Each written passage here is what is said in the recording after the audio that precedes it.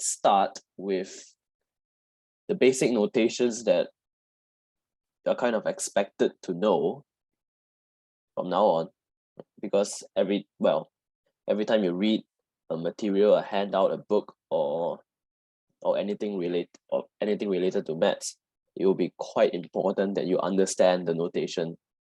So for example, let's say A is a set, B is a set, and maybe a lot of people don't know what A times B means. So what do you mean by you take the product of two sets, and so on and so forth.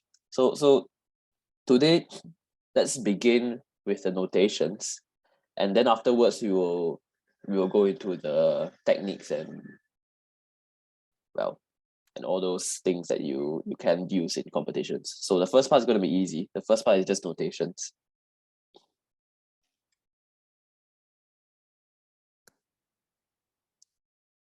Okay.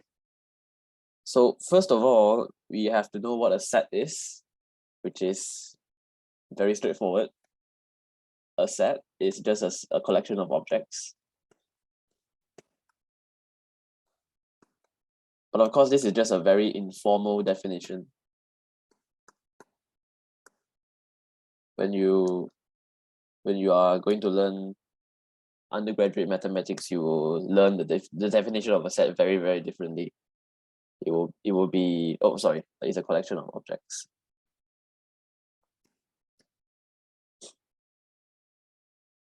So that's just everything you need to know about sets. It's a collection of objects. You don't have to know what rules a set must satisfy. Those are left for very, very advanced mathematics. So an object, hang on, there's someone in the breakout room. No, it's okay. And remember, a set is also an object. So you can have sets that contain little sets as elements.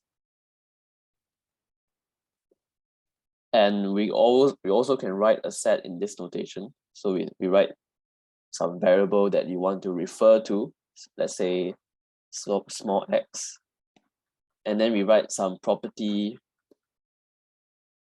of x. What if a set contains itself? Good question.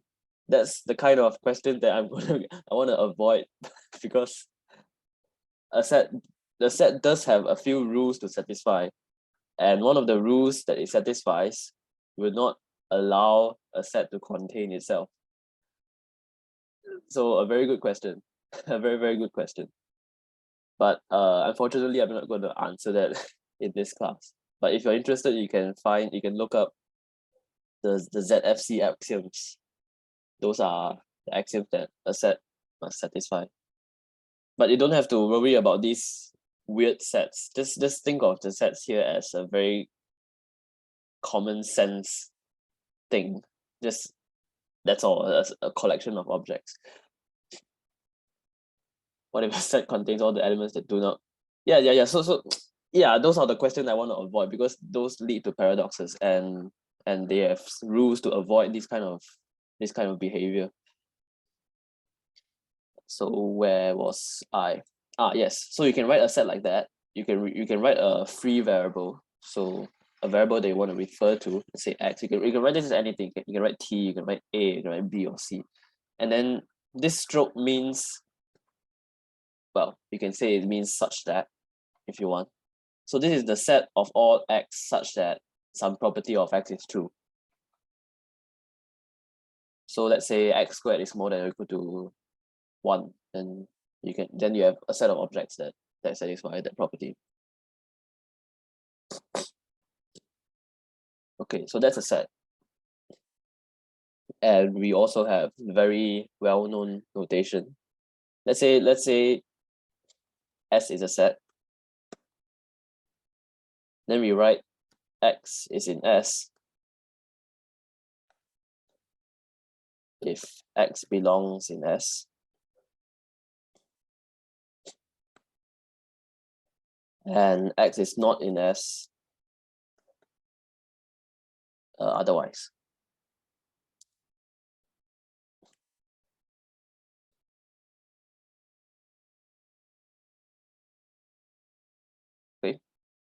And so now we look at this sentence, a property of X. Again, these kind of properties must be what we call logical properties.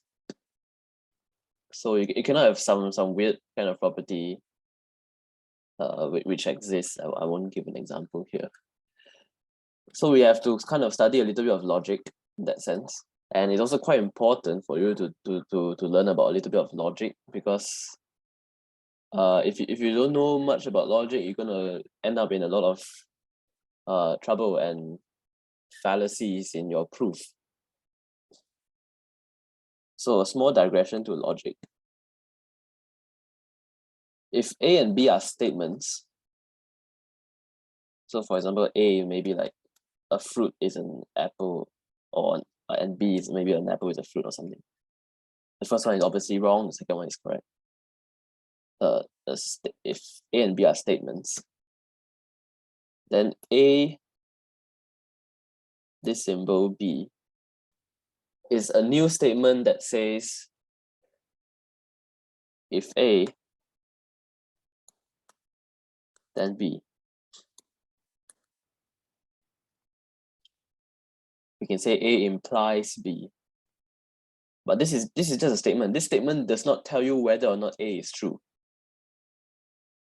So it's just merely if A is true, then B is true. It doesn't tell you whether A is really true or not. So for example, you can have, let's say, X more than or equal to 0 implies X plus 1 more than or equal to 1, which is quite obvious. And also like this, X squared more than or equal to 0. That's another true statement as well. And you also can have, let's say 1 plus 1 is 3. What does this imply? I claim that it implies 0 equals maybe 10 to the power of 10. Anyone have any idea why this is true? So assuming 1 plus 1 is 3, how do you imply that 0 is 10 to the 10? Just to exercise a little bit of your logic here, even though we all know 1 plus 1 is not 3. Yeah, so you can say this implies 0 equals 1, and then you kind of multiply on both sides by whatever number you want.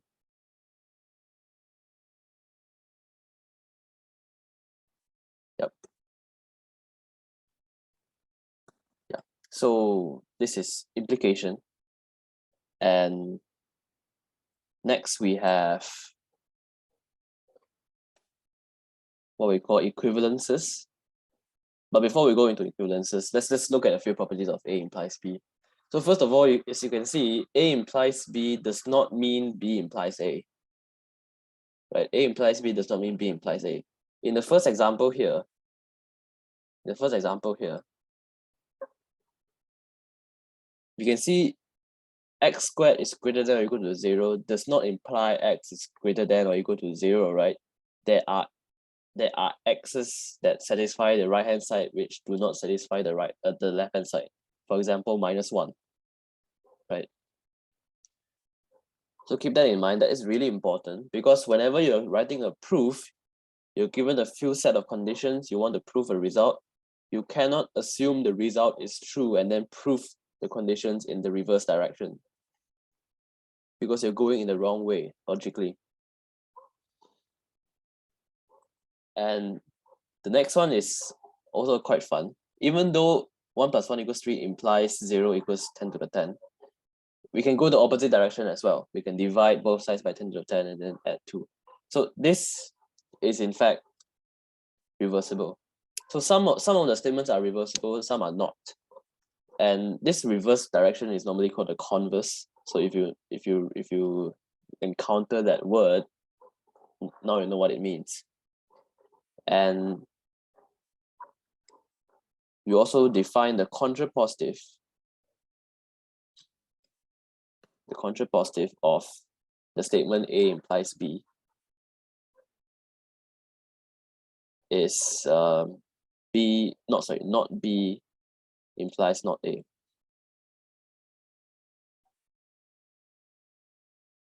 And even though converses may or may not be true, contrapositives are always true. So if A implies B, that means if B is false, then A is false. So think about why that's true. So I'll give an example. Like let's say you have an object. If the object is an apple, then it is a fruit, right? So you can go the other way and say if the object is not a fruit, it is definitely not an apple.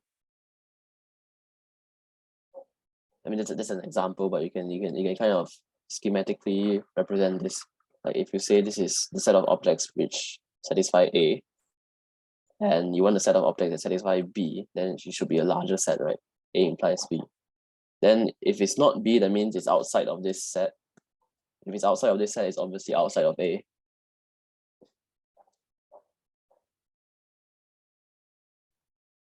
Yeah. Okay, so this is contrapositive. And also we have A implies, A if and only if B. This is where the converse is true. Then we can write this.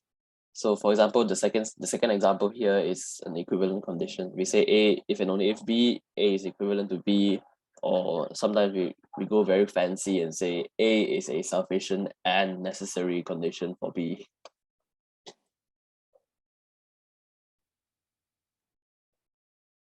Okay. And well, a few notations. So this upside down A is for all. So if you see an upside down AX, that means for all X and whatever. Then this symbol, an upside down E, well, I didn't know it's an upside down A and upside down E either until quite a while after, but yeah. So, so this upside down E means that exists. So that means there is at least one of such thing. There's at least one of such thing. And very rarely you see this symbol. Not many people use it, but I'm just gonna write it here just in case you see it.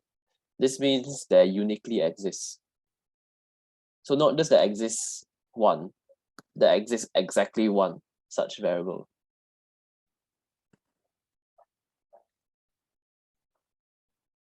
But of course, if you can avoid, you can just avoid writing these symbols. But I'm just writing it here so you understand them if you read any materials online or whatever. So back to sets. You have, well, either X is an element of S or X is not an element of S. And remember, a set is only uniquely defined in terms of whether or not something is inside the set. So if we write this set, X and X, sorry,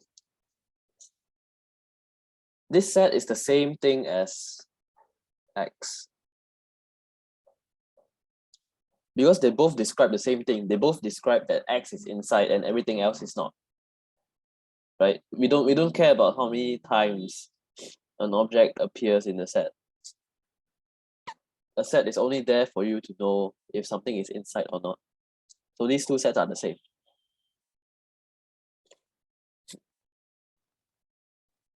Okay.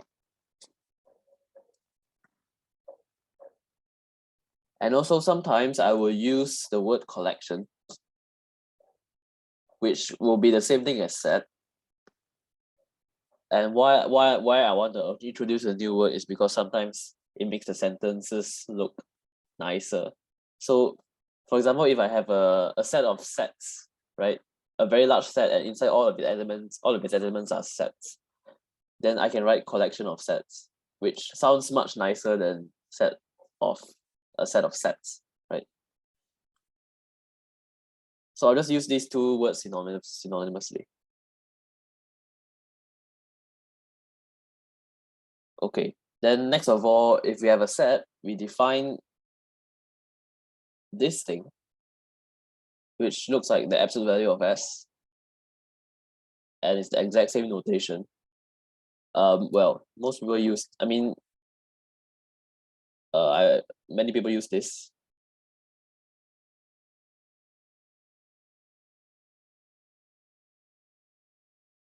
This thing is called the cardinality of S.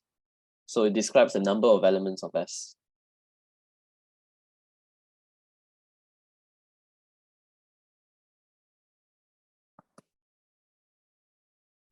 So if your set is A, B, and C, then the cardinality is 3. And if the set has infinitely many objects, we say it has infinite cardinality. And next up, we have, okay, a subset. Well, so a Python LEN function. Kind of. It's more of an orders, more is it sounds more like an order set thing, but I'll get to order sets later. So the next thing is about subsets.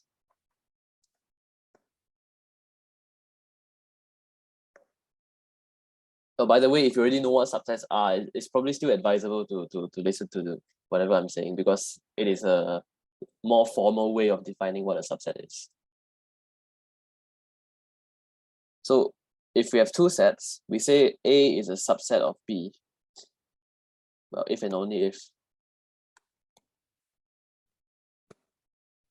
Whenever an object is inside A, it is definitely true that the object is inside B.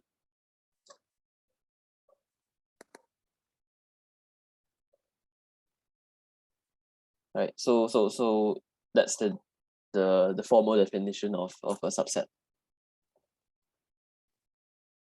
And we have unions and intersections. And again, we can allow us a very strong kind of union. So because you normally only learn the union of two sets, right? A union B. And so I'm just going to write them together, union and intersection. And the symbols, if you want to remember them in a nice way, this looks like a U. And U stands for union, right? And for the intersection, I guess you can imagine this N is referring to that N if you want. Or you can also say it stands for the equally sounding word and. So a union, we not just allow a union of two sets, we allow a union of collection sets. Why do these symbols like to be upside down letters? Well, we kind of run out of symbols in that sense. There are kind of a lot of symbols now. Anyway, so if we have a collection, so let's say this fancy looking A is a collection of sets.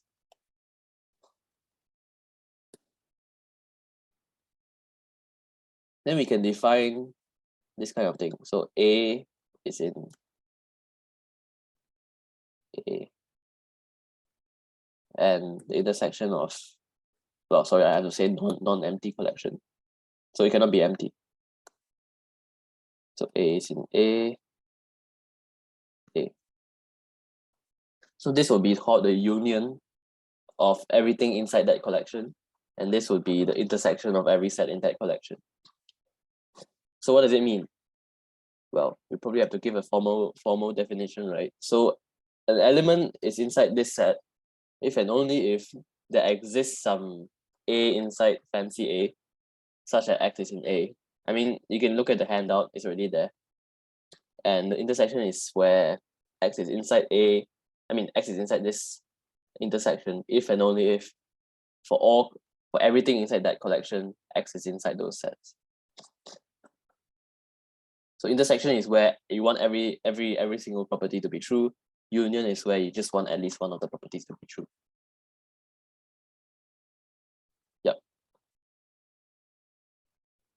And next of all, we have the complement.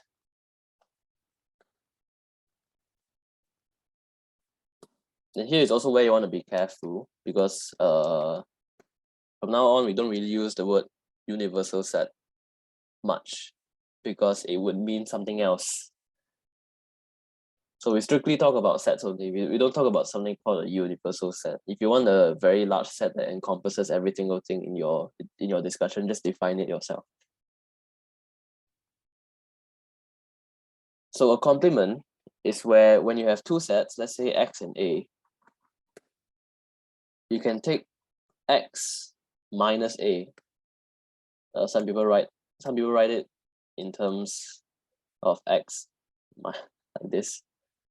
So like the actual minus symbol, some people write it like that also. So X minus A is the set of everything where X is in X, but also X is not in A. So you want everything in X, but you exclude everything that is in A.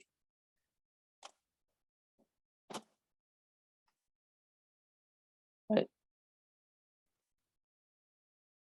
So we don't really talk about universal sets. We don't really have the prime symbol unless you define yourself what prime means. Like A prime is X minus A, X is a set. Okay, the next one is also quite important. The next one is called an ordered set. So this is not really a set. It's not really a set in the sense that we defined just now. Sorry, complement is first, not second. Yeah. So you want the things in the first one, but not the second one. So now let's look at the order set. So an order set, you can call it an n tuple as well. But let's just define what an order set is. So an order set is defined by order, and it will be written using parentheses. So round brackets. And you can have A1, A2, A3. If you know programming, this is kind of like an array. And if you know vectors, this is kind of like a vector. But we just say it's an order set. So such an object is uniquely defined not just in terms of whatever's inside, but also how many times it appears and the order it is written in. So 1 to 1 is different from the ordered set 1 2, which is also different with the ordered set 2 1. These are all different sets. Two ordered sets are equal if and only if all of their corresponding entries are equal. And why is this helpful? Well, because now you can control the order of the elements now. So if it has two elements like that, 1 2 or 2 1, we sometimes call it a pair if you're just lazy. And if it has 3 elements, we say it's a triple. If it has 4 elements, you say it's a quadruple. Whatever you want to use, you can say 5 tuple or quintuple if you want. So this would be an n tuple.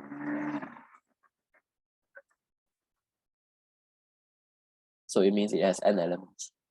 And also we of course allow the possibility of having a sequence. So a sequence is an ordered set with infinitely many elements. So for example, like 1 2 3 4 5 6 7, and you just go on forever. That's also kind of an ordered set. Okay, so now we know what an ordered set is. If I'm going too fast, please tell me. You can ask questions anytime during the class. I will try to find some time to reply.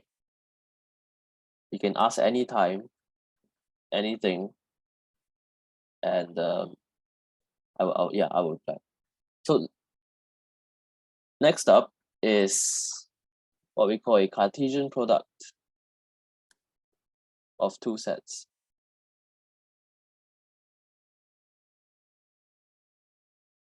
So what do you call a sequence in n-tuple terms?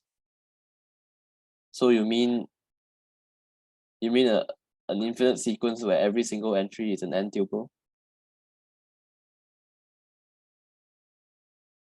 I'm not sure what the question means. Oh, okay, sorry. Can I explain order sets again? Sure. So an order set is where okay. I'll get into a question later, but I'll explain order sets again first because someone else requires it. So an order set is kind of like a set, but you are concerned about the order and the order of the elements. So 1 2 1 is different from 1 2 because first of all it has a different number of elements, and 1 2 is different from 2 1 because they are not in the right order. So two ordered sets are equal if and only if every single corresponding term is equal. So you can have sets like 1 2 2 1, this kind of thing. So every object here is a pair. So if there's 2 elements, it's called a pair. If there's 3 elements, it's called a triple. And you are allowed to repeat elements, of course. You are allowed to repeat elements. It's not like it's not like set. For a set, you only worry about whether an element is inside or not. You don't even worry about the order. But in an order set, it's much stronger. You require the information about the order and all of the of all of the elements. Does that answer your question? Okay. So so you basically asked what you want to call an order set with infinitely many elements. Well, I'll just call it a sequence. If you like. You want to call it, well, you can call it whatever you want. You want to write this also fine. But I'll just call it a sequence.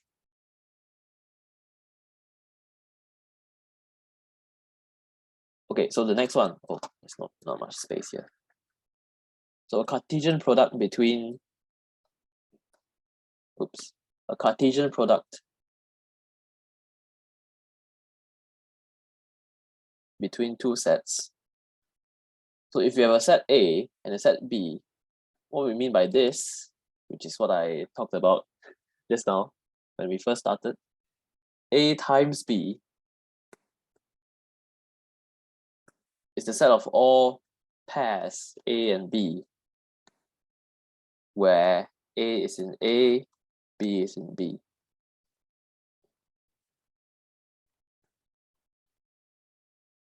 So let's look at an example, right? Let's say A is 1 2 3 and B is 3 and 4. Then A times B is simply the set where I take every single pair. So this one, this one, this one, this one, this one, this one. So 1 3, 1 4, 2 3, 2 4, 3 3, 3 4.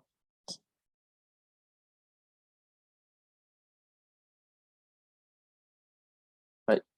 Yeah, that's basically all. And you can define the Cartesian product of multiple sets if you want. So you can have A1 times A2 times A3. You can even have an infinite number of sets, then you can cross them.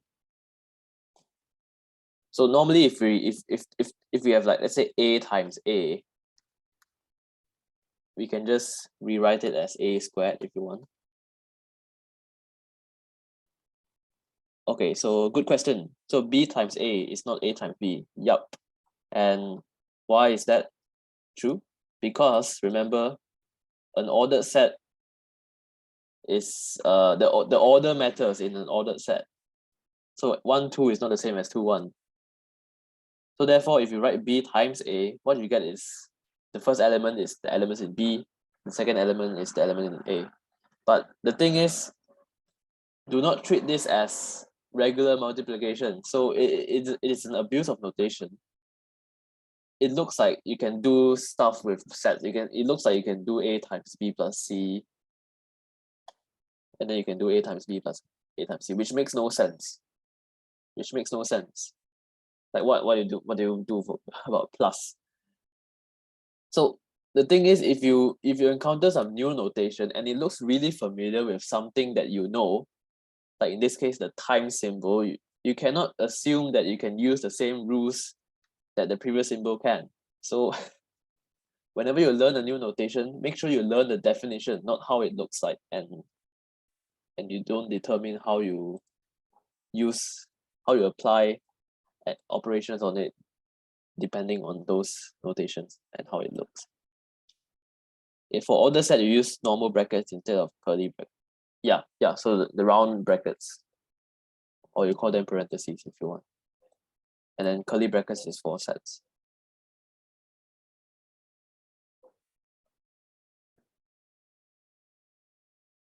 Okay. So that's the Cartesian product. Now, a function.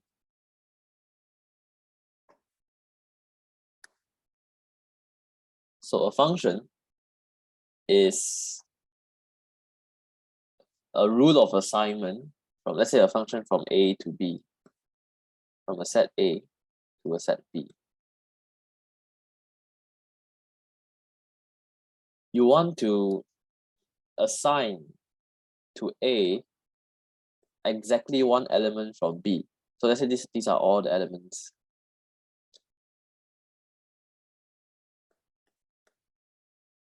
For every A, there's only one line emerging from it. So you can have like that, you can have like that, you can have like this, like this, whatever. We don't care about what kind of elements gets taken in B, whether how many times it gets taken, it doesn't matter. What we require is that every input in A has exactly one output going to B. That's a function. So this is what we call a domain of the function. This is called the codomain of the function. Right? And these things which are taken, these are called the range. I mean, the set of these things is called the range or the image set.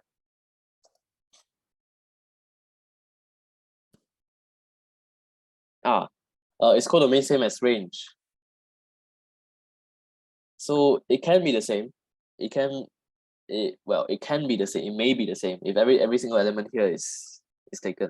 So the range is, in my definition here, is the set of objects that are images. But the thing is, some books write range meaning codomain and then image set meaning the set of images. So you have to be careful. But for Olympiad level, I think you are safe to assume these two words are the same thing, range and image set. And then codomain is just this large set that you are concerned with. So range is the set of elements that are taken in B. Okay, so that's a function, very simple. And if we write f A, that means you want the image of A. And again, if you're not familiar with functions, if you're new to functions, this will look like something similar to you. It looks like f times A, right? But the thing is, it is not f times A. It is just a notation, a new notation that looks like a previous thing that you've learned. So again, this is like kind of abuse of notation. So make sure you understand the meaning, not the notation. You understand the meaning.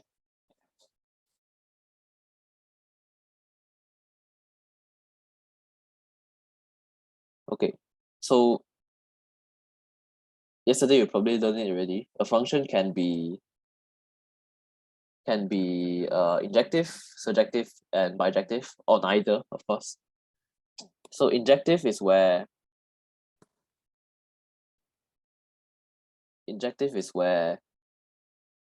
if you have different elements, I mean you have different inputs, then you have different images. Different inputs, different outputs. So this function here that I described is not injective because these two elements, they map to the same image. So injective is kind of where you kind of embed, if you know that word, you kind of embed the set A into B, and different elements of A gets mapped to different elements of B. That's called an injection or injective function. So of course, you can write the contrapositive definition of this, which means the exact same thing. You can say if fx is fy, then x must be equal to y.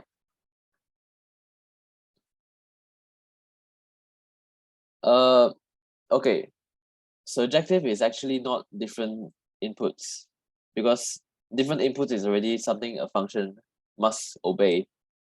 So surjective is something else. Surjective is a bit different.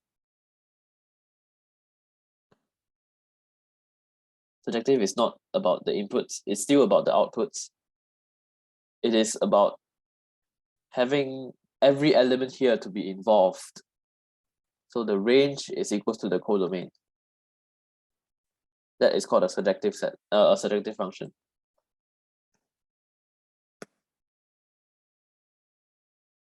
Yep.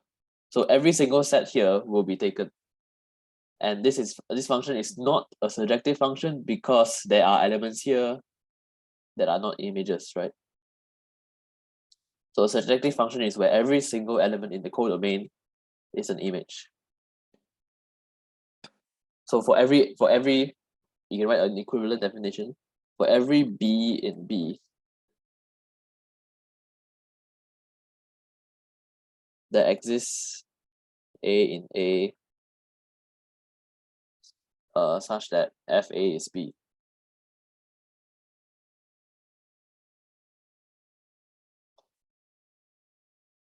And if a function happens to be satisfying both conditions, we call it a bijection or a bijective function.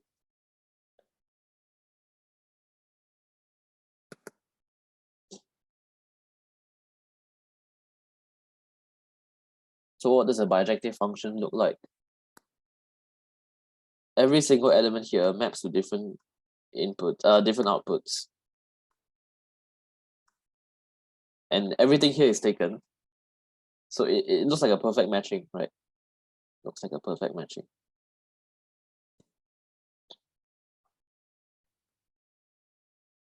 And of course, if both sets are finite, if at least one of them is finite, then both have same cardinality, obviously.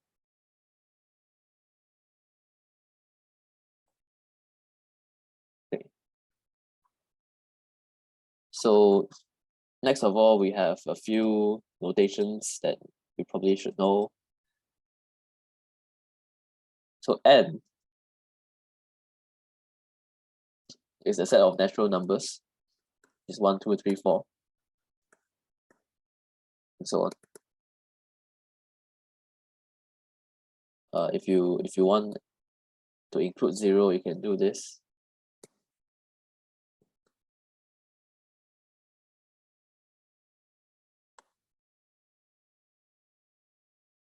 So Z, which is named after a German word meaning integer. So it includes not just positive integers, but also 0 and the negative integers.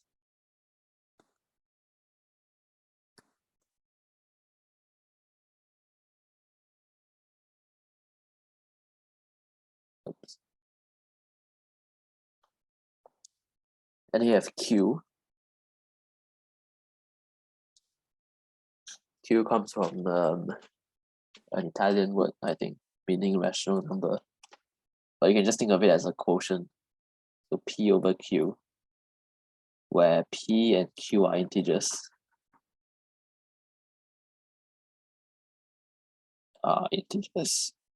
And Q is not 0, of course. So these are rational numbers. Basically, the quotient of two integers. And why is it called rational? Because it is a ratio of two integers, right? A ratio, so a rational number. So R is the kind of the hardest thing to define in this list here. You can think of it as the set of all decimals. So whatever decimal you can have, 0.1, 2, 3, 4, 5, 6, 7, 8, 9, 1, 0, 1, 1, 1, 2, 1, 3.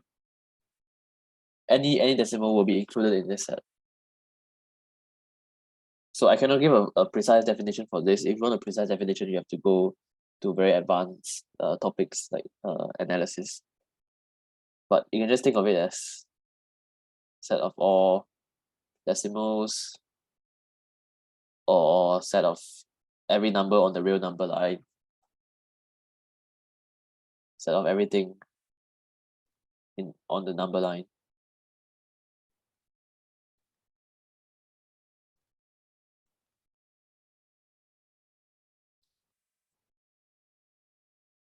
And C, if you haven't learned this first, you can ignore it because I'm not going to use complex numbers in combinatorics. You might use it in other lectures. So C is the set of complex numbers. It's in the form A plus BI, where A and B are real. Well, you don't have to know this for now, but and then I squared is -1. But it's good to know. And last but not least, if we have a set X, we can define the power set of X to be the set of all subsets, the collection of all subsets.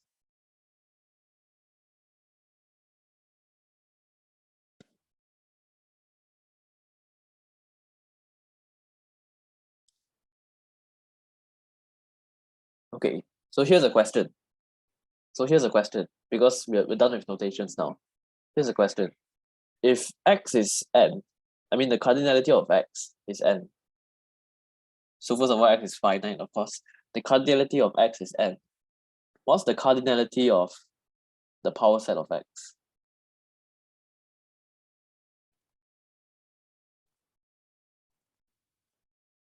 Okay. I'll not spoil the answer until a few seconds later.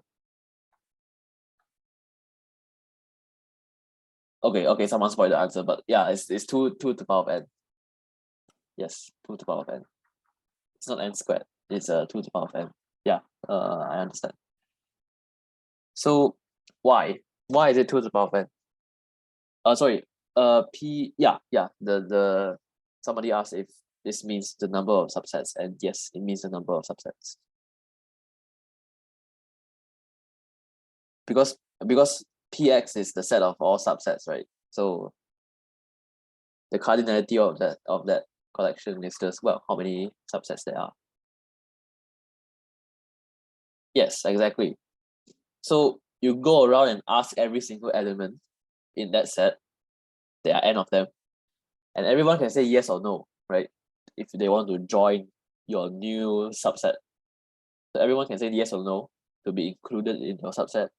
So the first person has 2 choices, second person has 2 choices, the third person has 2 choices, and so on. So you multiply 2 by 2 by 2 by 2 by 2 n times. Right. Okay. So any more questions? Any questions before we move on to actual concepts of combinatorics?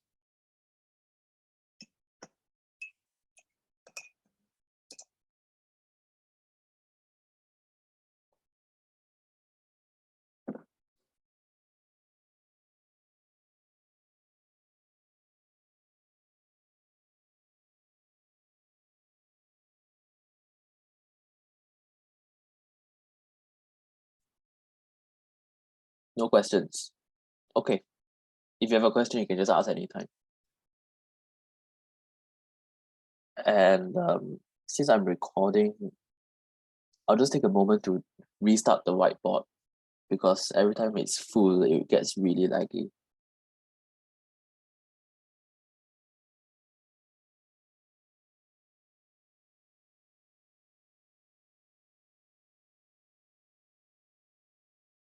Like binary 0, 1, 2, 3, 4, 5. Yeah, exactly.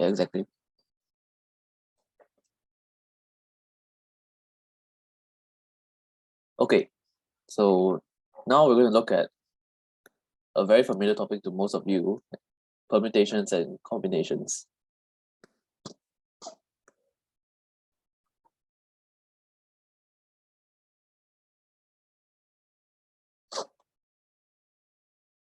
So a permutation of this set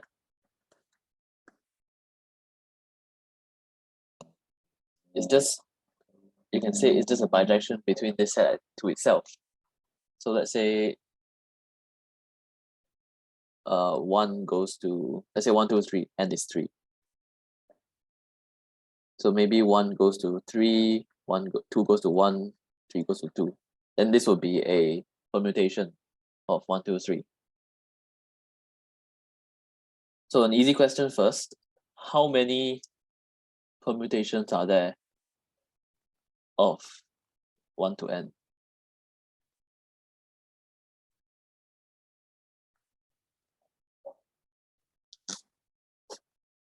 How many permutations are there? So you can have 3, 1, 2, you can have 1, 2, 3, you can have 2, 3, 1, you can have what else? So on, so on. So there will be, yes, there will be n factorial ways that you can permutate, that you can permute it.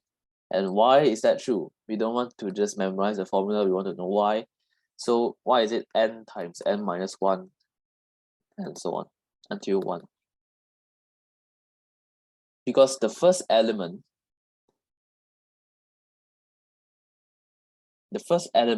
has n choices, right? It could be 1, could be 2, could be 3, could be 4, so on, could be n. There are n choices for the first element. But once you use that element, the second entry has n minus 1 choices only, because you already used one of them just now. And then the third one has n minus 2 and so on and so on and so on. So you multiply them all together, you get this number, which is denoted as n factorial. Yeah. So how about a permutation of k numbers? A permutation of k numbers from n. So from this set here, you want to pick k numbers and then permute them. You can say it is an injection from k to n, if you like.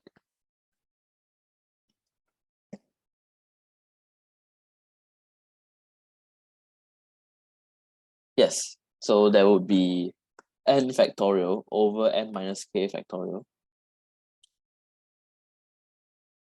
More specifically, I'll write it like in this way. So n minus 1 and so on until n minus k plus 1. So why is there this many permutations of k numbers from n? Again, because the first entry has n choices, the next entry has n minus 2 choices, and so on and so forth. But now you don't go all the way down. You just want k entries. So after k terms, you stop multiplying. And indeed, there are k terms here. Right. What do the square brackets mean? Oh, here. The square brackets mean the set 1 to n. Yeah. It's not a very common notation. It's just for me to simplify my writing. If you want to use this notation, you probably have to first introduce it, like denote this to be 1 to n. So this is the number of ways. And we can write this as, instead of going from n to n minus k plus 1, you can say n factorial over n minus k factorial. And this can be denoted as npk, if you're familiar with that notation. Okay, but now let's see how many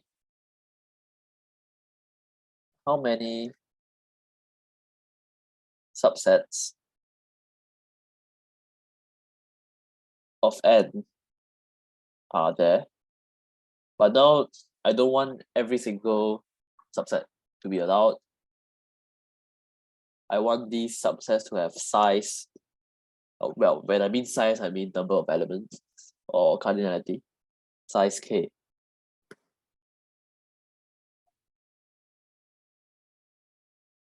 Sorry, that should be a question mark. So you want the number of subsets that has k elements and it's a subset of n. So how many are there?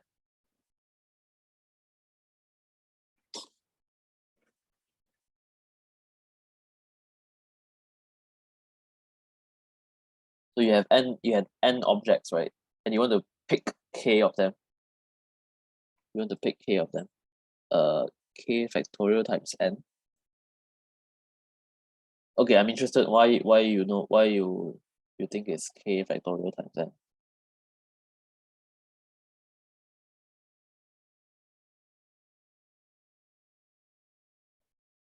Yes, it is actually nck. So I'll write the full form first. So the first part is this, the same thing as the permutations of k numbers. But the thing is, if we permute k numbers from n, we actually have k factorial repeats, because again, a subset is not concerned of its order. It's only concerned about whether it's inside or not. And every permutation of k numbers is repeated k factorial times. I mean, every subset of size k is repeated k factorial times in the set of permutations of k numbers. If that makes sense. Does that make sense? Does anyone know what I'm saying? So if you list out all the permutations of k numbers, it will have exactly k factorial more numbers than this question. Because for example, if we have 1, 2, 3 here, then we also have 2, 1, 3, 1, 3, 2. There will be 6 permutations that correspond to exactly one subset, which is 1, 2, 3. And 6 is of course 3 factorial, because there are 3 factorial ways to arrange 1, 2, and 3. If I'm going too fast again, please tell me. Right? So this is over k factorial. So n factorial over k factorial, n minus k factorial. And we normally denote this as nck, but I like to write this notation instead, because it's a bit neater to me.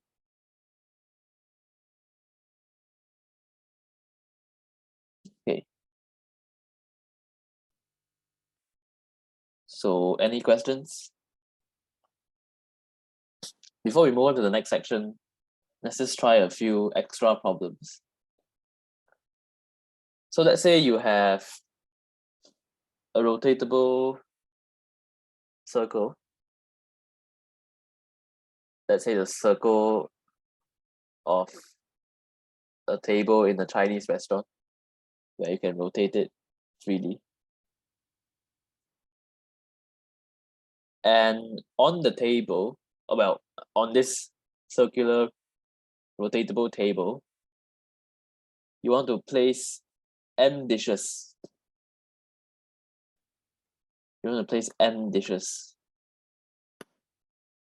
on the rotatable table. So how many ways can you place the n dishes?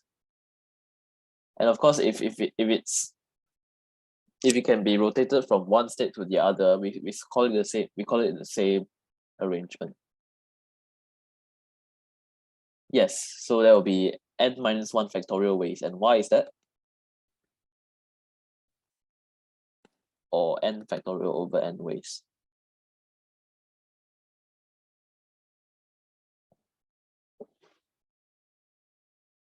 Well, because if you treat it as a single row, a single permutation, you want to kind of take every n permutations and say it is one single circular permutations. Yeah, so for every single permutation here, there are n ways to rotate it, right? There are n ways to rotate it. So for example, if there's only 3 dishes, 1, 2, 3 would be kind of the same as, well, in some sense, kind of the same as 2, 3, 1, which is kind of the same as 3, 1, 2. So you want to treat all these 3 as the same, because on the table they are the same. You can rotate it.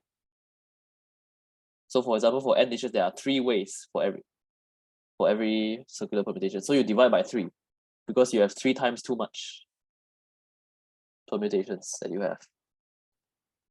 Yeah, that's correct.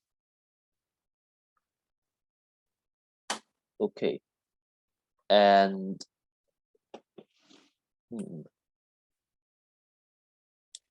what if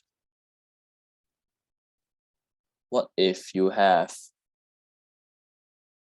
a chain, let's say a chain, or let's say a string. This is a string, which is, of course, you can just rotate it, you can flip it, whatever, and you want to put n beats on the string.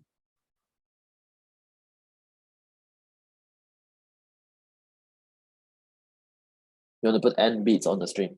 How many ways are there to thread the beats in the string? Yes. So n minus 1 factorial, because it's almost the same thing as the circular table problem. But you divide by 2 because for every single permutation you can flip it, right? You can just flip it over and it will be still the same wristband or necklace or whatever. So yeah, so remember you divide by 2 and here you divide by n, because you know that every single thing is repeated n times. If there are some states that are repeated a little bit more than other states, then you have to be careful. You cannot just divide by, I don't know which one you want to divide. Let's say one permutation is repeated 3 times in your consideration, and some other permutation is repeated 2 times. You cannot divide by 2.5 or something, but you have to separate the cases. So the reason you can divide by 2 is you know that every single thing is repeated twice.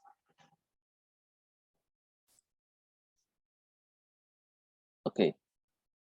So next up, we'll look at using bijections to solve a problem.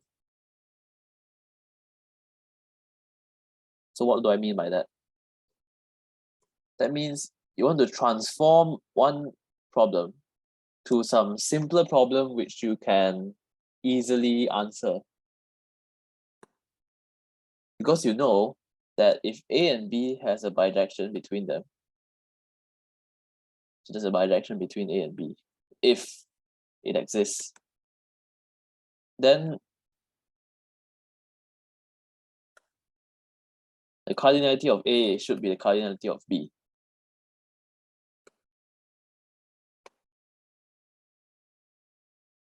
So let's see an example. How many A, B, C are there such that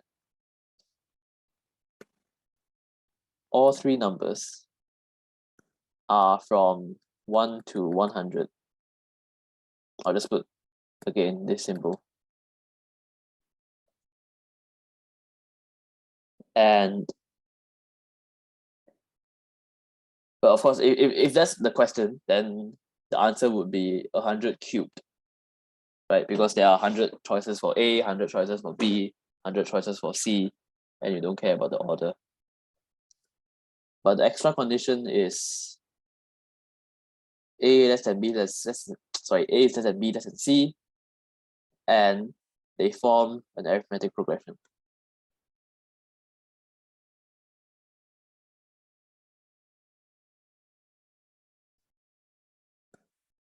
arithmetic progression.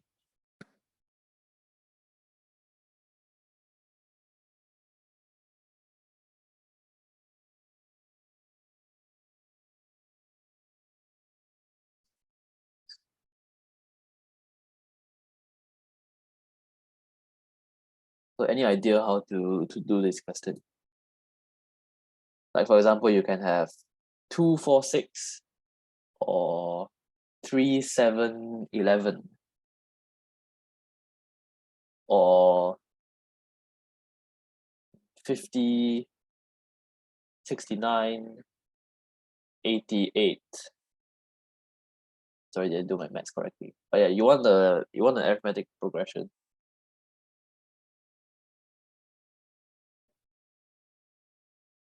And how many things? Choose A and C such that C minus A is even. Yes.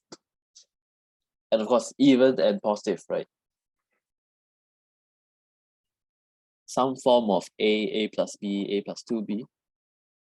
Yes, that's equivalent to the problem, but you want to find a way to efficiently find a number of such triples, right? So Yishuan gave a correct way, which is if you just focus on A and C, B would follow immediately, right? If there is such a midpoint between A and C. Oh, I don't know the answer yet, so don't tell me the answer first. Oh, you can focus on B. Yes, you can also focus on B first. Or I focus on A and C. So there are two ways you can do this. You can focus on B or you can focus on A. But if you focus on B, okay, but that will be a more complicated sum. But if you focus on A and C, B would follow immediately if C minus A is even, isn't it? So how do you find the number of pairs AC such that C minus A is even?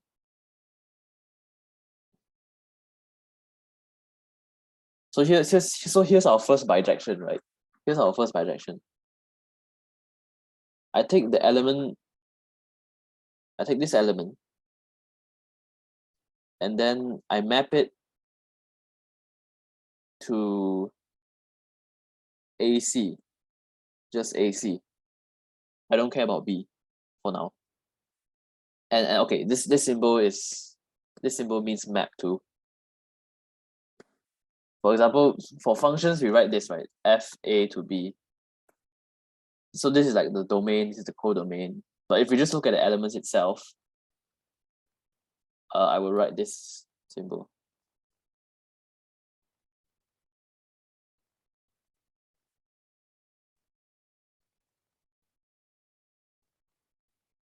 And so this is a bijection, I claim, for from, well, I let this set be A. I let this set be A. From the set A to the set AC, where C minus A is greater than 0 and even.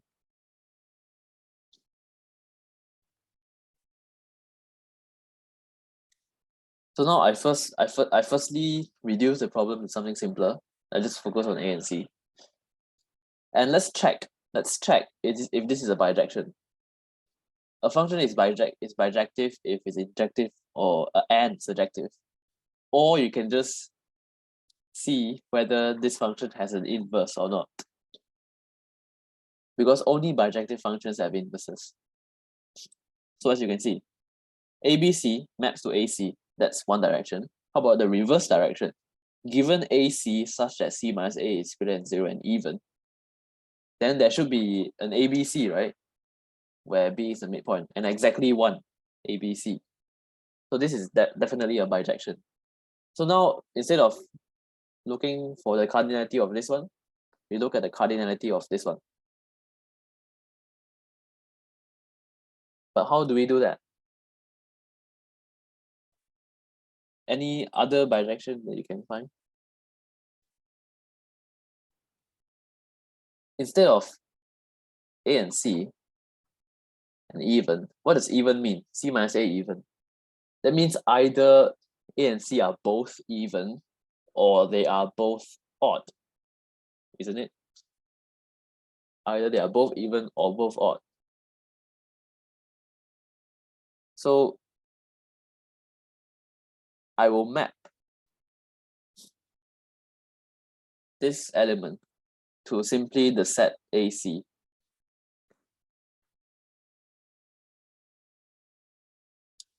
Because C must be greater than A anyway.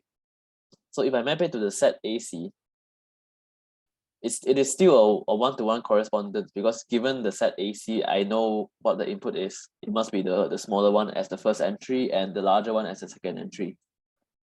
And this is in the set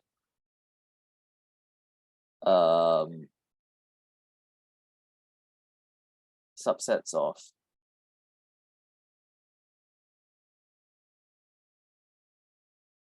1, 3 .99 of size 2.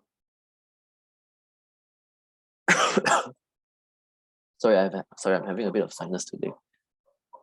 Union. I should probably write this on the new row. Give me a moment. Let's write it here.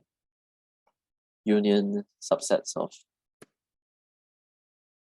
Of course, you don't have to write so much during your proof. You can just explain everything in words. But I want to show you how you can write this, and also for detail as well. Because I think the bijection is quite obvious. I just want to write it in terms of some set notation.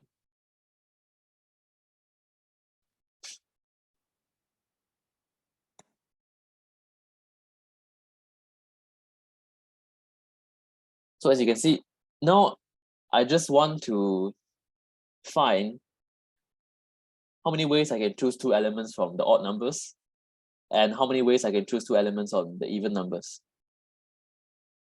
Right? It is a bijection because if you get 2 elements in this set, then you know what the input is. It must be the smaller one at the first and the larger one at the second. And given AC, you can find ABC. So it's all reversible. So they are all bijections. But the cardinality of this one is easy to find. It is just, how many elements are here? There are 50 elements here. Choose 2 plus 50, choose 2.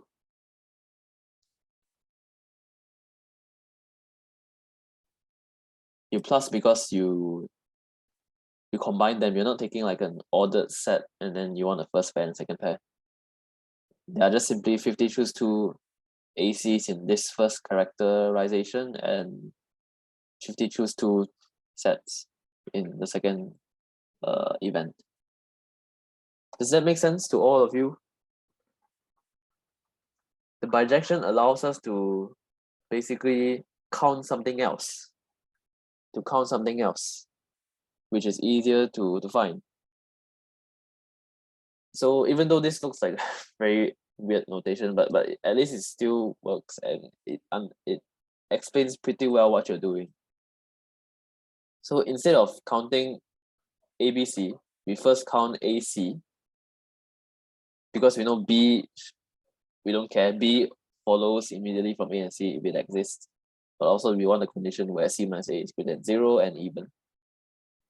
But that just means either AC are both odd and both even. If it's both odd, what we're doing is just we are choosing 2 numbers from 135 until 99. If they are both even, then what we're doing is just we're choosing 2 numbers from 246 until 100. So we just add both cases together. We get 50 choose 2 plus 50 choose 2. And yeah, whatever that answer is, I don't really care. So the answer is just 50 choose 2. I mean 2 times 50 choose 2. But you can just compute it if you want. 50 times 49 over 2 times 2. So that's the point of bijections. You want to change the problem into something simpler that you can find. Okay, second question. Okay, so what if we change 100 to n? What if we change 100 to n? So you want the number of odd numbers choose 2, and the number of even numbers choose 2, right? So if we generalize, which is what we love to do, if we in maths, if we generalize this problem, instead of 100, right? And how many odd numbers are there from 1 to n?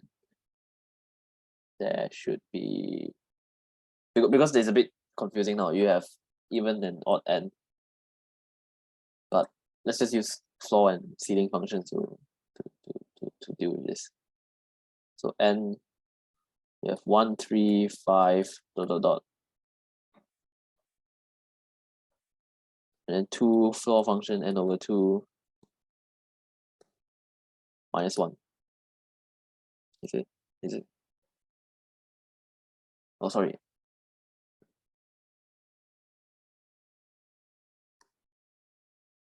Give me a moment.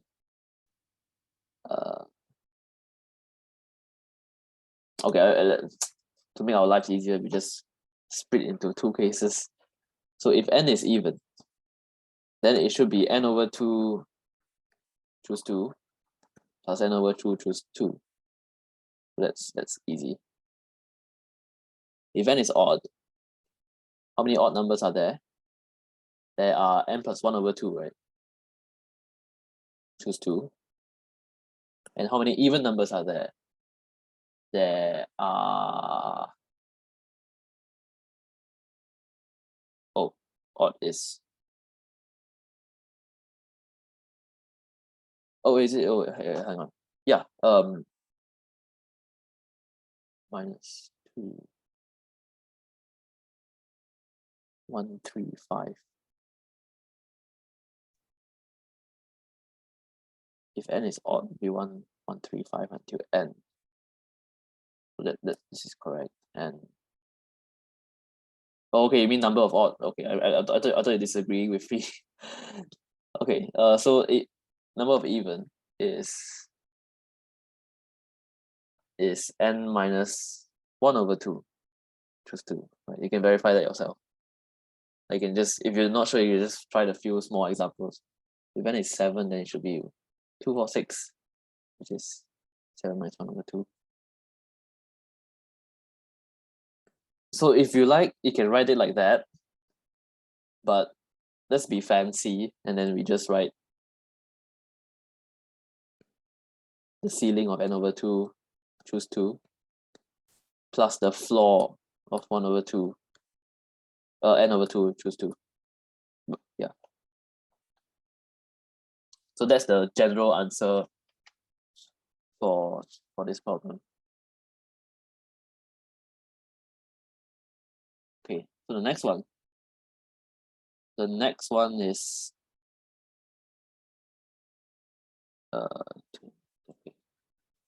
a plus b plus c plus d equals 20.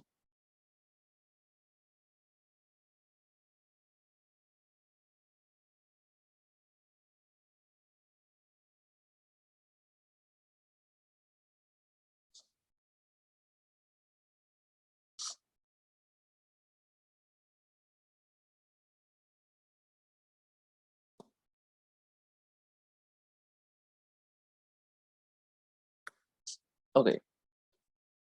Now we have a plus b plus c plus d is 20. And how many quadruples a, b, c, d are there?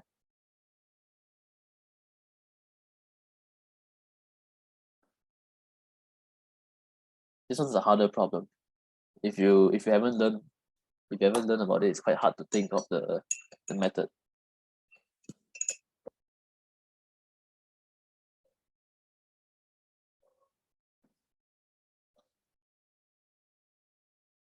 Oh, n4. Well, here it just means a, b, and c, d are all natural numbers. Because remember what the Cartesian product of 4 sets is? So n4 is just the set of quadruples of positive integers. But so this is the same thing as the same thing as A, B, C, D, they are all in N.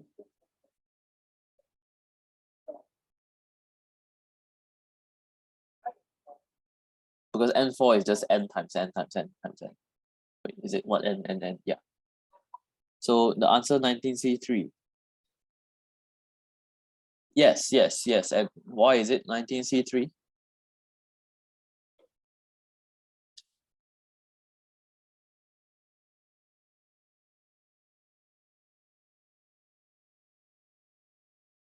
Yeah, balls and urns, or stars and stripes, or whatever you want to call it.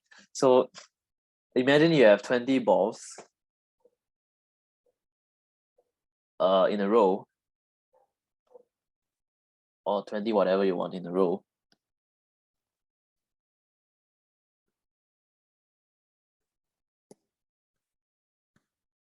I'm not going to draw 20.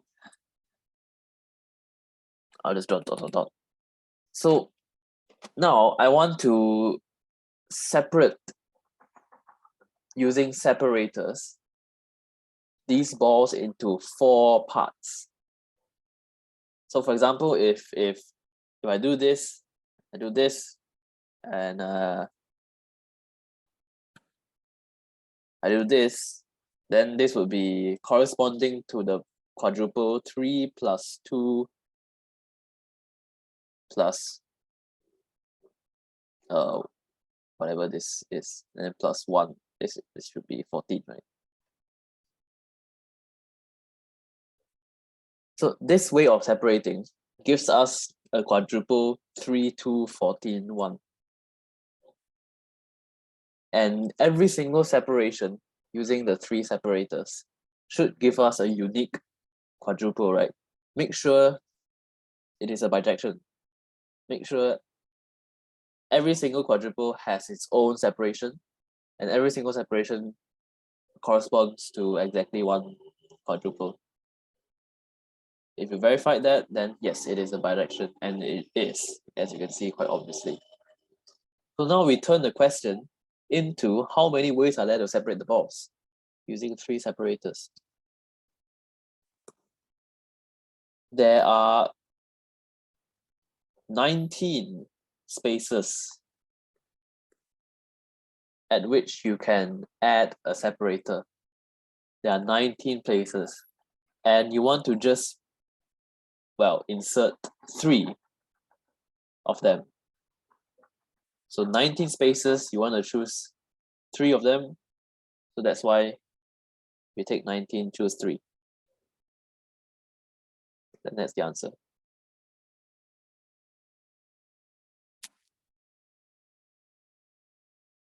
So bijections are quite hard to think of. There is no fixed method to think what a bijection should be in a particular problem. So you have to practice more often to get the gist of it.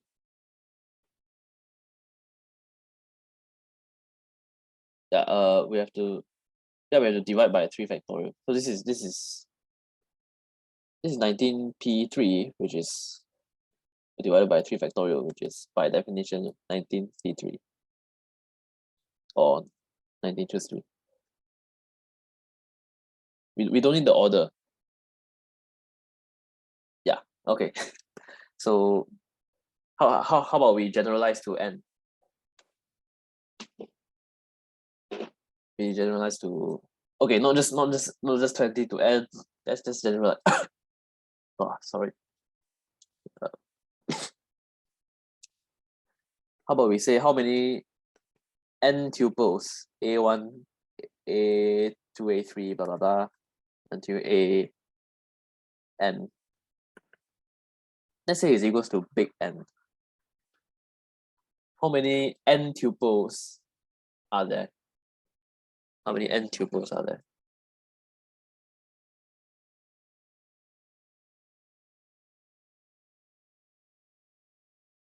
N minus 1, choose. Yeah, that's correct. So if n minus 1 spaces, you want to choose small n minus 1 separators.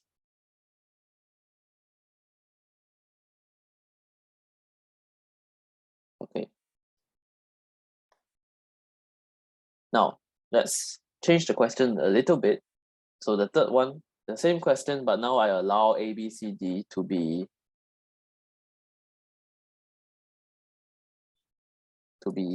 n0.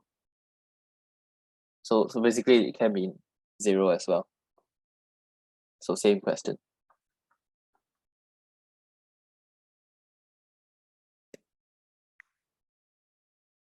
There are two very famous ways to complete this.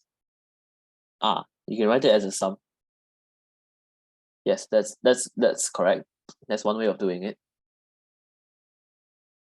Oh wait, you have to kind of modify it a little bit, because if you take that sum, let's say the case where you have two non-zero numbers, it can be AB, it can be BC, it can be CD, it can be AC, it can be BD, it can be AD.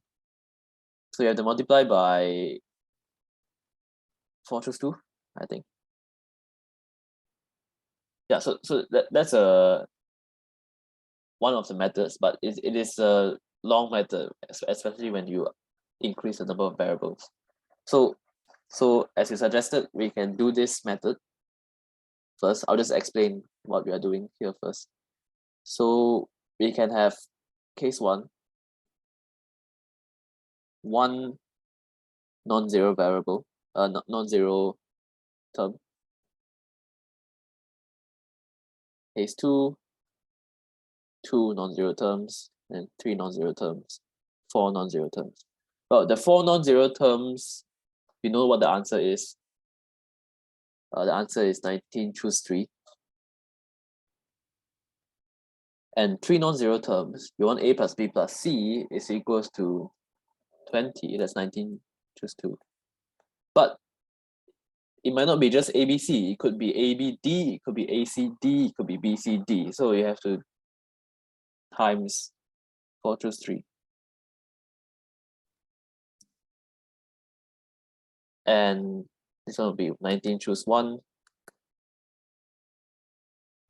Choose 4 choose times 4 choose 2. This would be 19 choose 0. And then 4 choose 1. Yep. Let's add them up. But I'm not going to add them up because I have a nicer way to write this up. So that's one method that works. That definitely works. But it doesn't work when your number of variables increases. So here's what I'm going to do. A lot of people gave answer 21C3. Let me think. 21C3. Yeah, I think it's 21C3. But why is it 21C3? That's the question. There are two ways you can do this. There are two very short ways. So first of all, I'm just going to call this the 0th way, then the first way, and the second way later. First of all, we do a bijection. So A plus B plus C plus D. You're allowed to have A, B, C, D to be 0. It's 20, right? Okay, add one more gap. That doesn't work. I'll show you why. So if we allow the separators to be simply here or here, it still doesn't solve the question, because now what if one of them is 0? You want two separators to be in the same space, right? You want two of the separators in the same space. But what you're doing is 22 choose 3 doesn't work, because you're still counting the number of ways you put separators in different locations. And you have to account for the fact that there are some cases where two separators are together and you don't want to overlap them. If two separators are together, you don't want to double count them, because it can be like that, it can be swapped. So there's a lot of complicated things involved inside, and every single permutation is counted a different number of times. So we will have a variation of this later. I'll show you. So the first method is by bijection. ABCD are non-zero. I'm sorry, non-negative. What I will do is this. I add 1 here, here, here.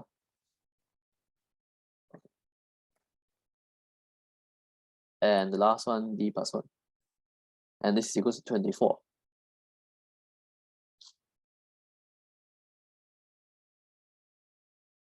Now, I'll just let this be big A, big B, big C, and big D.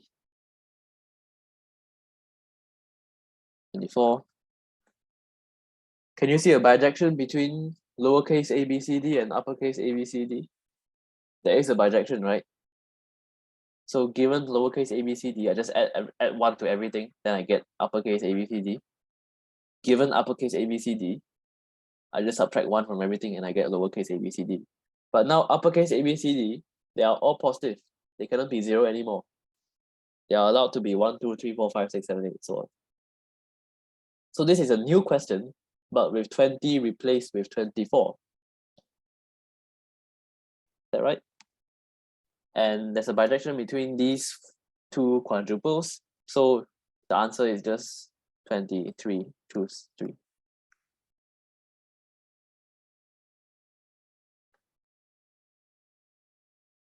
This is one of the methods. So you do a bijection, you add 1 to everything.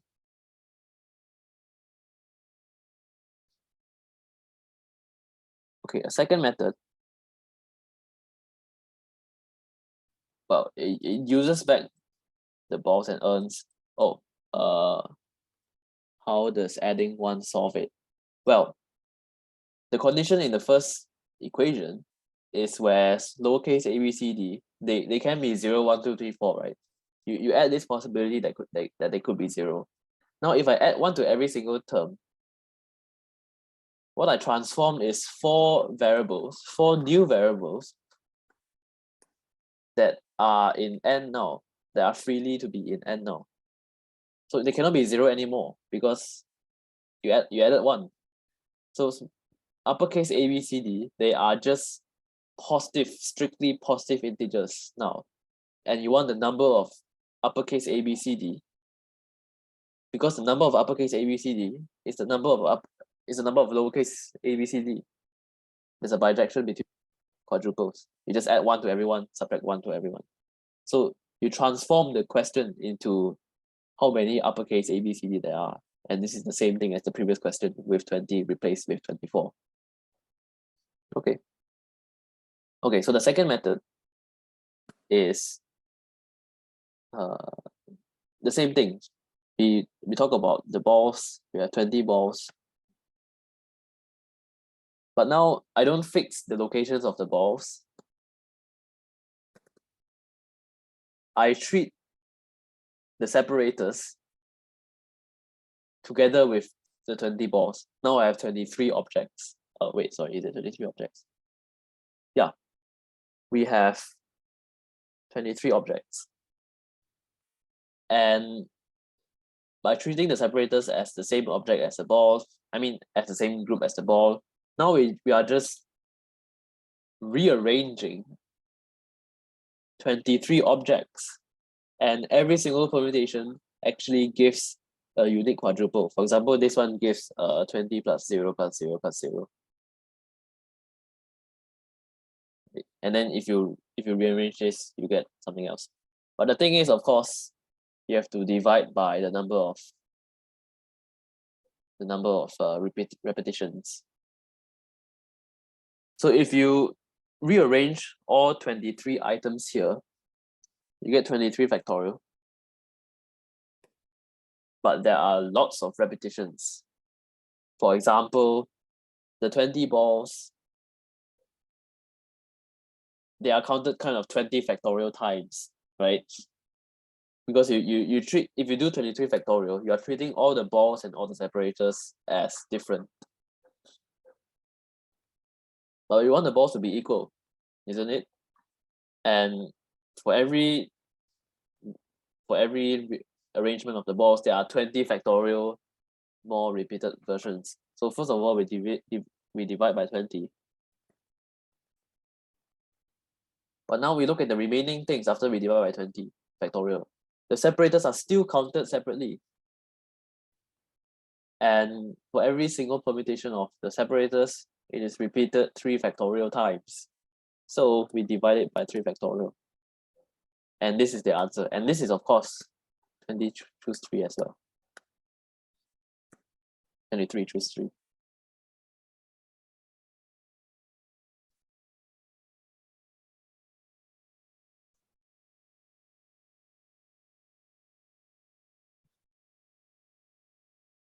Okay, any questions? Again, you can generalize to n variables and uppercase N sum. So if you have A1 dot A small n equals big N, anyone wants to tell me what the answer would be?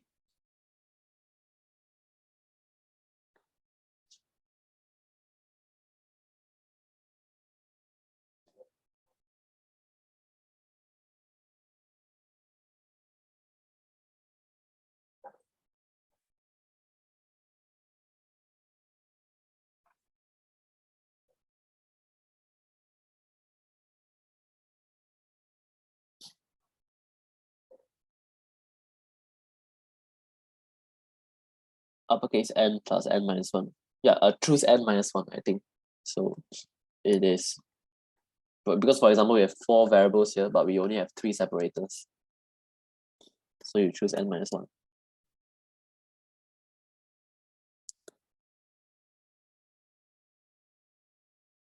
Yeah. Oh, it's okay. Minor mistake. But you can also say this is N plus N minus 1 choose big N. Same number. Because N choose R is the same as N choose N minus R. Right? You want to choose R people from a group of N people. It's the same thing as you kill off N minus R people.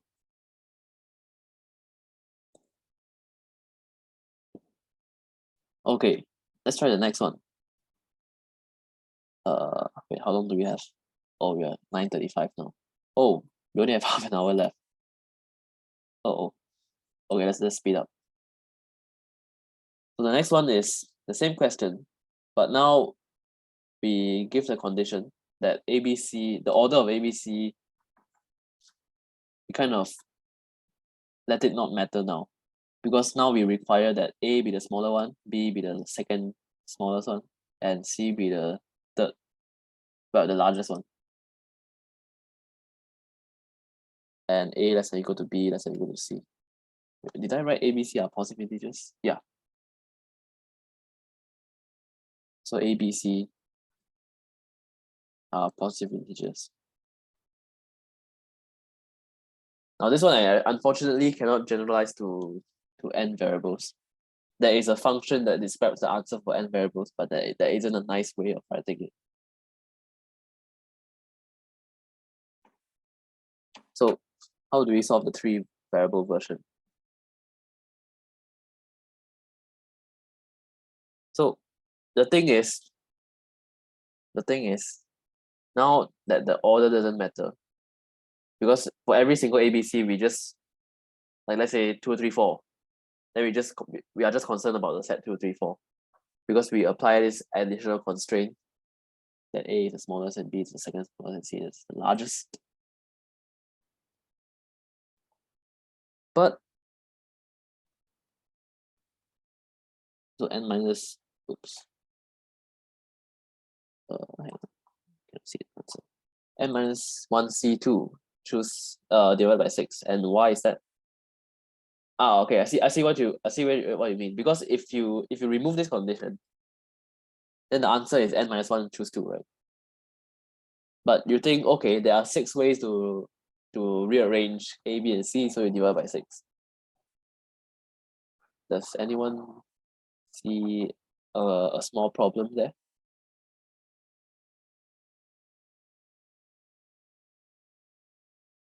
Is it true that for every single ABC there are 6 ways to permute it? Yeah, so there are cases where 2 numbers are equal, right? Like 224, yeah, for example, has only 3 repetitions. n choose 2 choose divided by 6. I don't think that works either. But anyway, let's just see what we can do. So we basically have 3 cases, and those 3 cases get repeated a different number of times. If A, B, and C are all distinct, they are repeated 6 times. If exactly 2 of them are equal, we are repeated 3 times. If all of them are equal, you just repeated 1 time. You didn't even repeat at all. So here's what we can do. So case 1, A, B, and C are all equal. How many ways are there? But it depends on whether n is a multiple of 3 or not, obviously. So it's 0 ways if n is not a multiple of 3. This means 3 does not divide n. And there's 1 way if 3 divides n.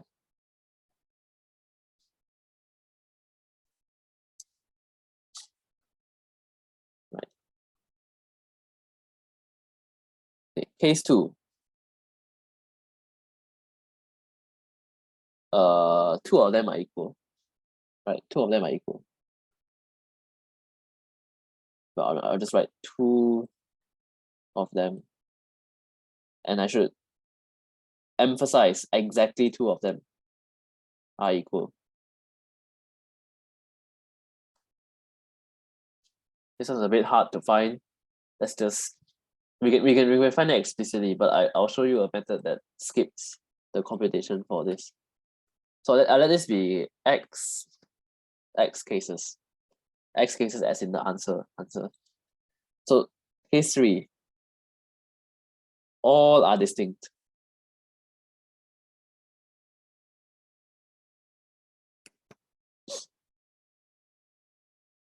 All are distinct.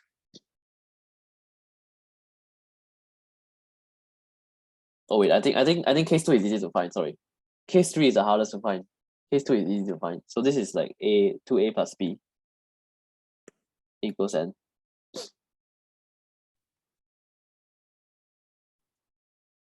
But of course, we need to remember to multiply by 3 afterwards, the answer. Oh wait, sorry, no, we don't. Sorry, we don't. So 2a plus b is n. Well, how do we solve this? We can have a, b be 0, 1, 0, n. Oh wait, sorry, there are positive integers. 1, n minus 2. 2, n minus 4. So on. Until we reach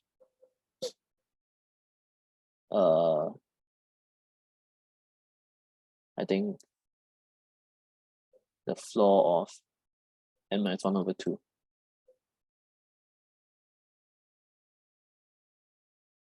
And then times 2. So this is n minus 1 over 2. So that's when this thing is greater than 0.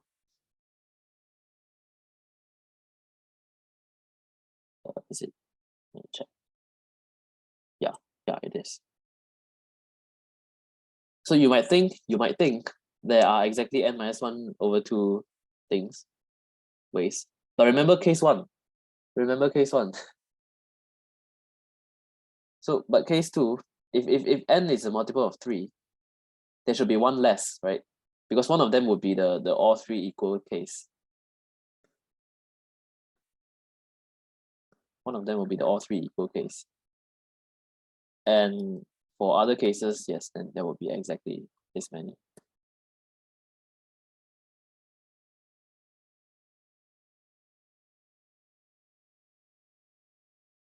Okay, now the case for all 3 distinct. Oh, why don't I times 3? No, now I'm just looking for the answer for the question. So the answer for the question doesn't need us to times 3, right? I'm looking for the number of solutions to this question directly. Because if we have, let's say 2, 2, 4, then we just want 2, 2, 4. We don't commute the 2, 2, 4 anymore. Because it is in the order that we want. So because of this condition.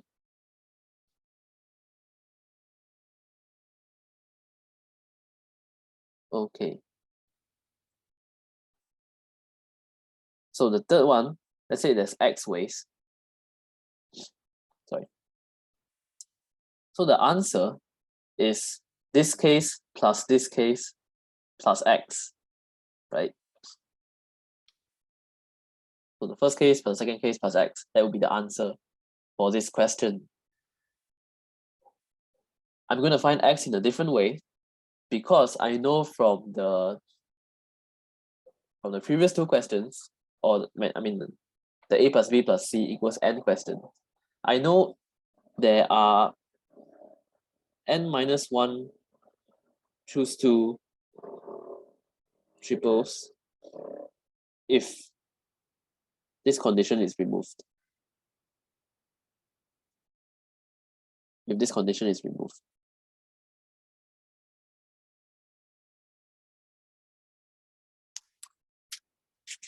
But I know that if this condition is removed, then this case is repeated 1 time, this case is repeated 3 times, this case is repeated 6 times. So 1 times the answer for case 1 plus 3 times the answer for case 2 plus 6 times the answer for case 3 must be equals to N minus 1 choose 2. Does that make sense?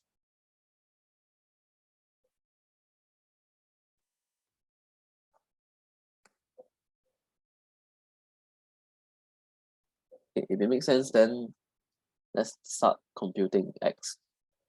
And of course, I think we have 2 very different cases here. So if 3 divides N,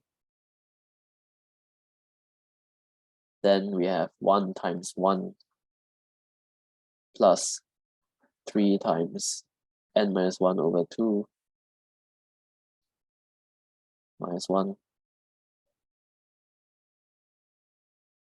plus 6x equal to N minus 1 choose 2.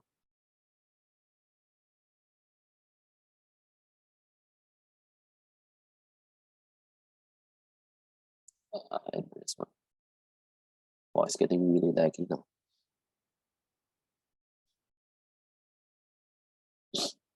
So X, well, this is a very complicated question, a very messy question, I mean, but you can just find X here in terms of N. In fact, I'm just gonna skip it. So because you should already know X can be written as a function of N, and then the answer would be just 1 plus N minus 1 over 2 minus 1 and then plus X. And then you do the same thing for 3, not divide N. Answer's not important anyway, you just have to know what you're supposed to do. I mean, you just have to know that this works. This works. So is it okay if I just skip the messy part here?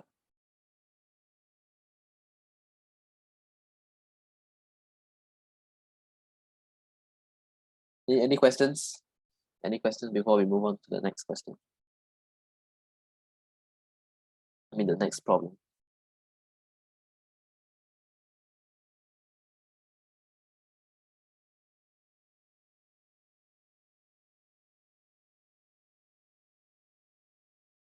So the reason why you cannot divide by 6 is because case 1, case 2 are not repeated 6 times when you compute the cases, the combinations. Case 1 is only repeated once, case 2 is repeated thrice, and then case 3 is repeated 6 times. So you cannot divide by 6 from N minus 1 choose 2. You have to know that case 1 repeats 1 time, this 3 times, this 6 times. So you have to take this equation here. And then to find the third case. I mean, if you have a way to find the third case explicitly, that's also fine. Can I explain again case 2? Sure. So case 2 is where 2a plus b is n, right? In fact, it's a bit it's a bit casual here. I should say like 2x plus y is n. Because I don't care about the order anymore. I just care about two of them is the same. Let's say x is the same, and then the third one is is y. So how many solutions are there? So I can have 1 for A and then n minus 2 for B. 2 or n minus 4, and so on and so forth. So these are the combinations for A and B. These are the combinations for A and B. And how many there are? 1, 2, until n minus 1, choose 2 floor. So the answer will be, depending on whether n is divisible by 3. If n is divisible by 3, I subtract 1 because, what are the, okay. Okay, I see what you mean. So that's the confusing part. So this is the floor function. The floor function is where you take the integer below it. So 2.5 floor function is 2.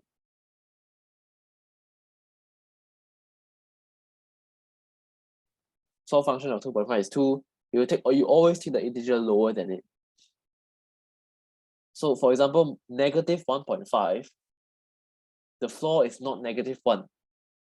You might think, oh, you take the integer part, which is not true. The floor function of negative 1.5 is negative 2, because the integer lower than negative 1.5 is 2. Is minus 2, sorry. The order doesn't matter because of, yes, so the order doesn't matter because of this condition here. So it's like previously 1, 2, 3, 2, 3, 1, 1, 3, 2, 2, 1, 3, 2, 3, 1, 3, 1, 2, 3, 2, 1. They are all treated differently. But with this condition now, you have to say it's 1, 2, 3. You cannot say anything else anymore. So the order doesn't matter. 1, 2, 3 is 1, 2, 3. You cannot have 3, 1, 2 anymore. Yes, the floor function is the largest integer, not more than x. And you also can have ceiling functions if you want.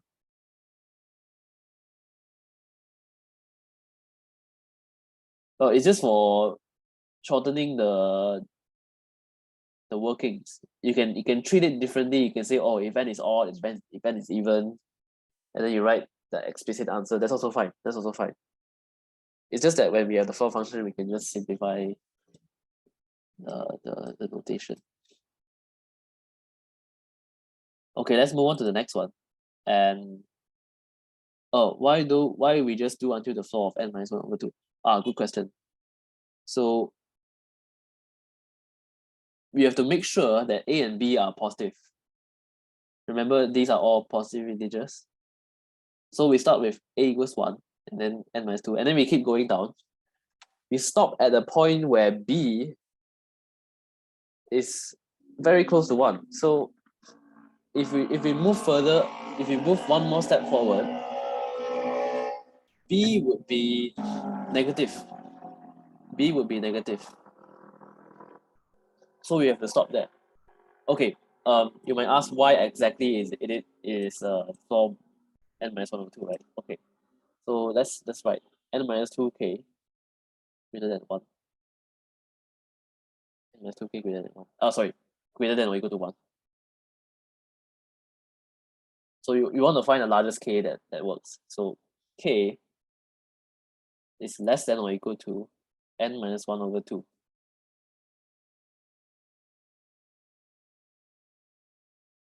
And so what's the largest integer less than or equal to n minus 1 over 2? That will be the floor of n minus 1 over 2.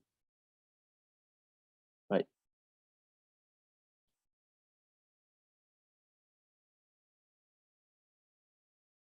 Does that make sense? So specifically why is n minus 1 over 2 is because of this. You can say, oh, n minus 2k is greater than or equal to 1. So k must be at most this number.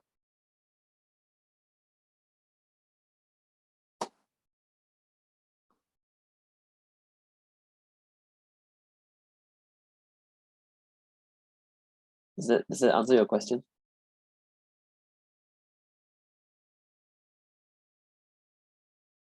Okay, if you're still confused, you can list out the small examples and see how it works. So like 2a plus b equals 5, for example, and then you see the possibilities.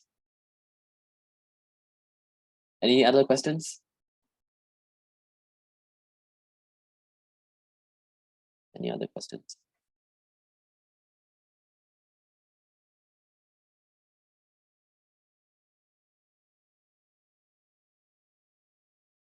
Okay, if not, let's move on to the next question. Again, I have to restart the whiteboard because it's getting extremely laggy.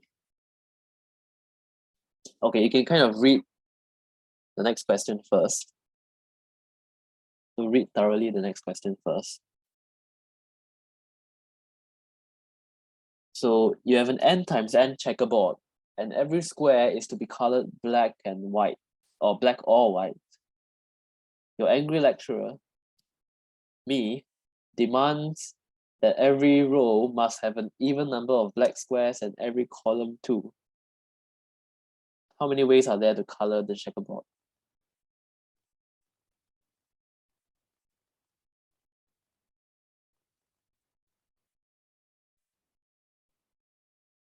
So let's look at some small cases first, right? So let's say n is 1. N is 1. Oh, what is the size of the checkerboard? Oh, n times n, right? It's it there, n times n.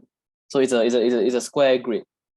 N squares on one side, n squares perpendicularly.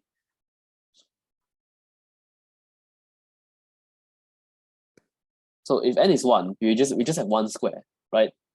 One square, there's one way of coloring it, which is to not color it. Because if you color this square, then this row has one black square and this column has one black square. So there's one way of coloring it, which is to not color it. That's n equals 1. N equals 2.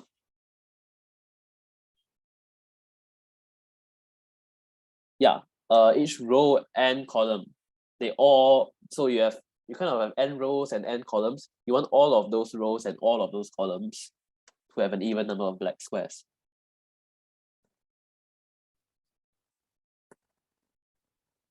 How many ways are there for n equals 2? Let's see. Well, let's enumerate this carefully. So first of all, the first square could be black or white. And if it's black, then that means the square next to it must be black. There's no other way because you want the row to be an even number of black squares. So this square must be black, and this square must also be black. And now this square is forced to be black also. And how about this one? If this is white, then this one is forced to be white. If it's black, then again, it's not number of black squares. And this one is forced to be white, and this one is forced to be white.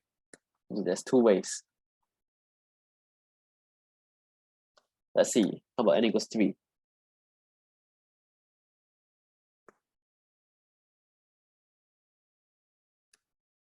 Okay, now it's a bit weird and a bit troublesome. So let's just say the middle square is black, and then we have another case where the middle square is white.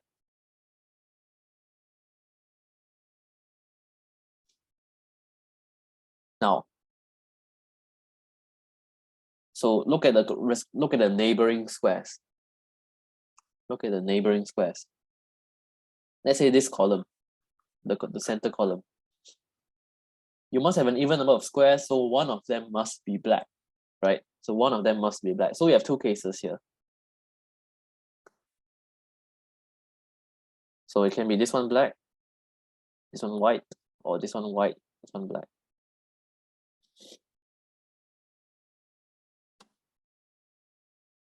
And for this case, this one's easier. If this is white, the center square. Oh wait, no, it's not. There's still two cases. Well, there's a lot of cases here. So it could be that both of these are black or both of those are white.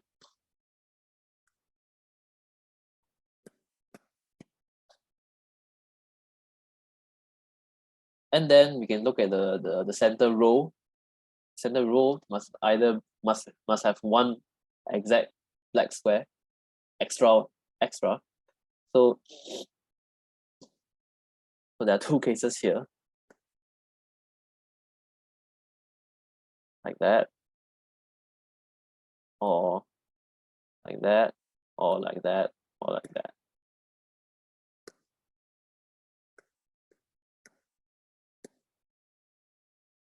Okay.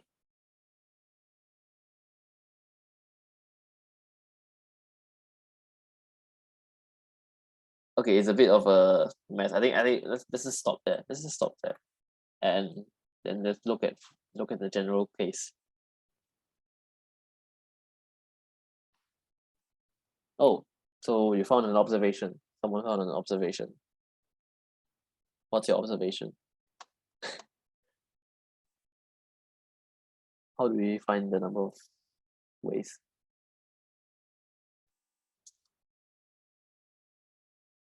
Any idea?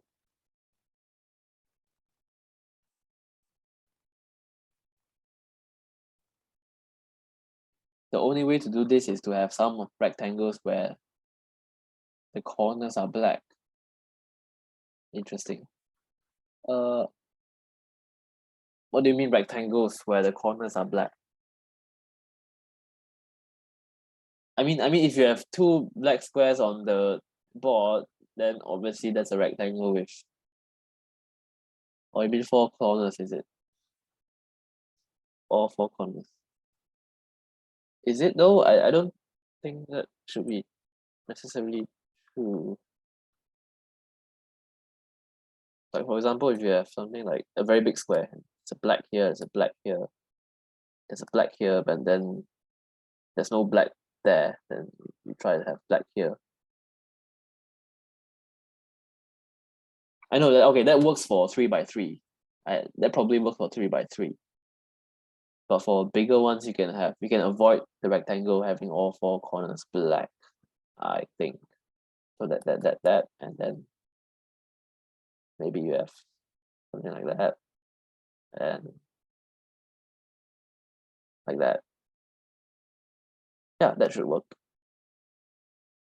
That's one configuration where every row and column has an even number of squares, but there's no rectangle. Yeah, it's not. So we have to find something else, and it's 10 already. So think about it.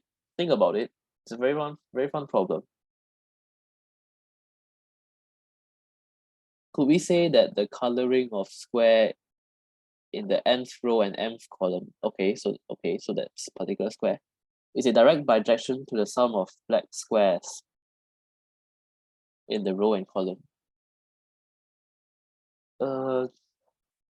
Yes, it is, but every single square is also like that. So how do you use this information for finding the number of black squares? Because okay, you're getting there. Because if you have exactly one square left, that square is uniquely determined, right? That square is uniquely determined because you already colored the entire row, or at least every other entry in that row and in that column. So that square must be uniquely determined. That's a bijection of one square. But how do you look at it as a whole, basically? As a whole thing. Like at what every coloring, what is its bijection? Like the entire coloring.